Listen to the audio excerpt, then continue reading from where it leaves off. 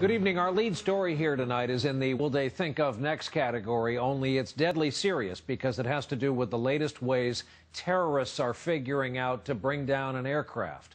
We talk a lot about airline security, what gets through, what doesn't, and this scenario in the form of a warning from the feds may be the nightmare scenario. Explosives inside a passenger, surgically placed within the body of a living human being who is willing to give their life to the cause. It's a grisly business, but just the threat of it could change air travel. We want to begin tonight with our Justice correspondent, Pete Williams. He's at National Airport in D.C. Pete, good evening. Brian, officials stressed tonight there's no indication of any plot underway to actually do this. But they say al-Qaeda operatives have talked about trying to find doctors to help them do it, and the U.S. is taking that talk seriously.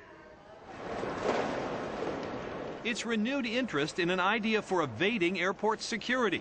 American officials say recently intercepted intelligence indicates al-Qaeda terrorists in Yemen may attempt to surgically implant explosives or explosive components in passengers to carry out suicide attacks. We see this as the evolution of how they can try to defeat us, to get around those layers of security we have now. Under one scenario, the terrorists on board a plane would inject a chemical detonator into the part of the body where the device was implanted.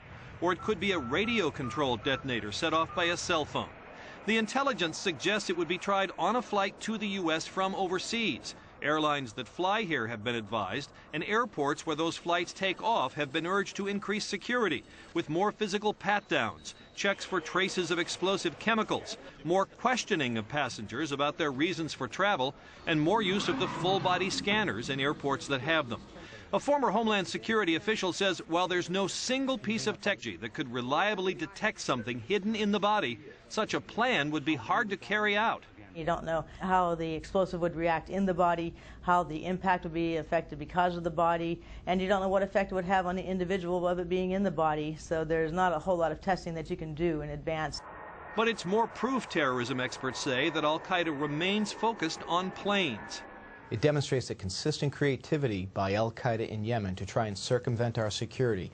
We've seen the underwear bomber, we've seen the cargo plane plot. This would be a logical progression for them to try and figure out another way to attack us.